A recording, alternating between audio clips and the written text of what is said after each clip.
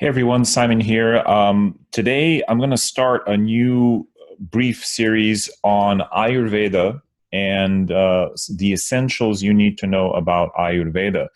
And today we're going to start with the definition of health as per Ayurveda, or specifically the great surgeon, arguably the greatest surgeon of all time of history, whose name is Sushruta. Sushruta means that's probably not his real name, but it's a title which means well learned. And specifically, it indicates someone who, the first time they hear something, a teaching, a piece of wisdom, a knowledge, or the name of, a body part, they get it the first time. They don't need it repeated. It just sinks in and they get it on a deep fundamental level. So Sushruta means someone who only needs to hear something once to understand it. And he was and is honored to this day as the founder of plastic surgery. Back in the days when there were wars and people would cut off people's noses and their ears, he would reconstruct them. He would take flaps from different part of the body and do rhinoplasty. He would do all sorts of different facial reconstruction, body, limb reconstruction, and so on. He was a master at that and pioneered hundreds of different surgical tools and even techniques we don't use today, or that we are learning to appreciate again today, like the use of leeches to help reduce inflammation, and ants for suturing, and so on. So Sushruta was a great physician, and his definition of health is well known in Ayurveda.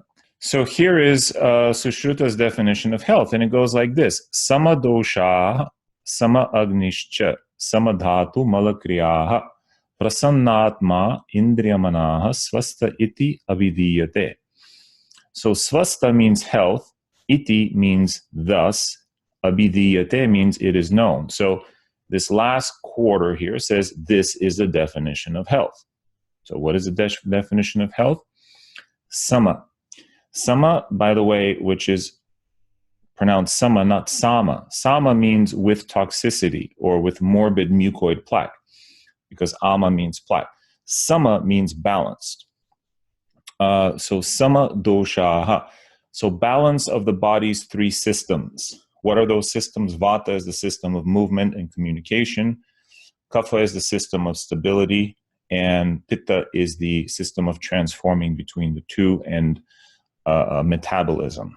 So, of course, Vata, Pitta, and Kapha have other various functions and definitions, but those are the three bodily humors, if you will, in Ayurveda. So what is health? It is balanced doshas, basically, balancing your bodily systems.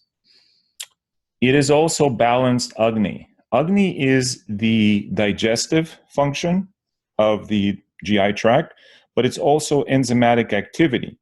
It's everything that digestive function entails, which is the good bugs in your gut, enough fiber to move stuff through your system, your liver enzymes, your pancreatic enzymes, your HCl in your stomach, all of that working properly. That's Agni. Agni means fire. And fire relates to your body's ability to metabolize, to transform something that is outside of you into something that is inside of you. Meaning a carrot into blood cells. How does your body take a carrot and turn it into blood cells? Well, that's the principle of Agni. Make sense? Okay. So balanced Agni means balanced metabolism. Then Samadhatu, balanced tissues. But what does tissues really mean? It means bodily systems. The dhatus are the skeletal system, the muscular system, the circulatory system, right? The reproductive system. Okay, Rasarakta Mamsa Meda Asti Majja Shukrartava. Okay, so blood, muscular system, skeletal system, adipose system, nervous system, and reproductive system. So a balance in those tissues. And then finally, Mala Kriyaha, movement. Kriya is movement of the wastes. The wastes are urine, feces, and sweat. So pretty ambitious line, right? And yet we're only on the first line. The second line says prasanna atma indriya manaha. Now this is the one that's most usually wrongly, in my opinion, translated, because they translate it as "and bliss in body, mind, and senses." So we're supposed to be walking around as these blissed out, right, perfectly balanced creatures, walking. Our digestion, metabolism, everything's perfect. Elimination's perfect. Our muscular system, we have no aches and pains. Our joints are fine. Our doshas are balanced. Our metabolism. And that's the first line. And then on top of it, we're supposed to be blissed out. Okay? That's not Sushruta's definition. Sushruta, of all people, understood that life has pain. He was a surgeon, after all. And which is why he also pioneered therapies like anesthesiology and accelerated healing practices, like setting bones after they've been broken. So he understood that life is pain. Life is painful and full of, especially in his day, the average person didn't have a couch and a TV. It was full of hard knocks and difficulties and bugs. There was no air conditioning, right? So, and you get bitten by mosquitoes and this and that. So he understood that it's not about being comfortable all the time or being blissed out. So what does prasanna atma really mean? Prasanna is related to the word sad, which means to sit, or prasada. So you've probably maybe heard the word prasad. When you go to a temple, you make an offering, and what you get back is your prasad, and then you eat that little bit of food. Prasanna means well settled down, calm, settled, and well seated. So how can your soul and senses and your mind be settled down? Well, I would propose to you that one way is, if you've ever craved chocolate, or if since you were 4 years old you wanted to visit the Eiffel Tower or go to Niagara Falls, and you haven't had a chance to do it yet, and yet physically you're very healthy, by this definition you're not healthy. Why? Because you haven't satisfied your soul. You haven't fulfilled your soul's desire. You're in a way that's nourishing. So your soul remains unsettled. Your mind remains unsettled because you're thinking about Niagara Falls or that piece of chocolate.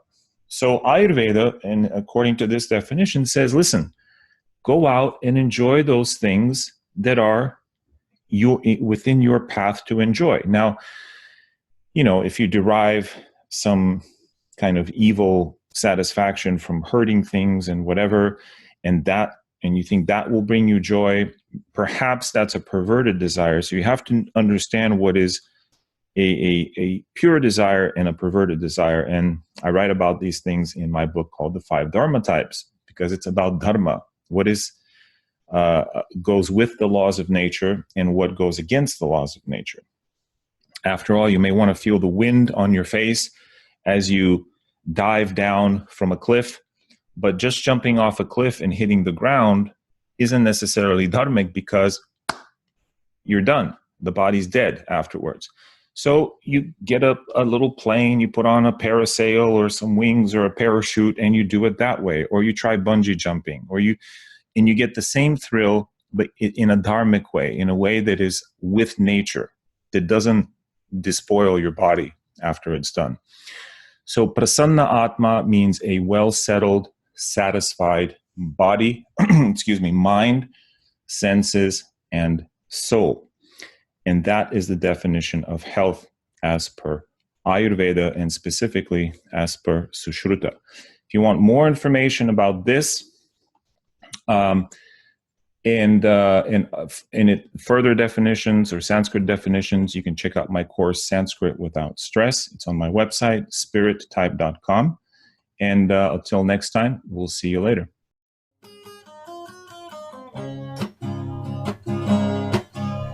Samadosha, Samadnishcha, Samadhatu Malakriya, Prasannatmendriyamanaha, Sasayitya Vidiyate.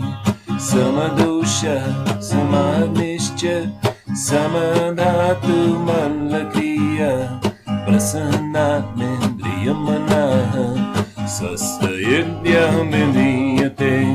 Hitahitam Sukham dukham ayustasya hitahitam manancha taccha yatra huktam Ayurveda sauchyate. Samadosha samagnischa samadhatu malakriya prasannatmendriyamanaha sasayitya mediyate. Samadosha, Samagnischa, Samadhatu Malakriya, Prasannatmendriyamanaha, Sastayitya Vidiyate. Hitahitam, Sukham Dukham Ayustasya hitahitam, Manancha Taccha Yatra Uktam Ayu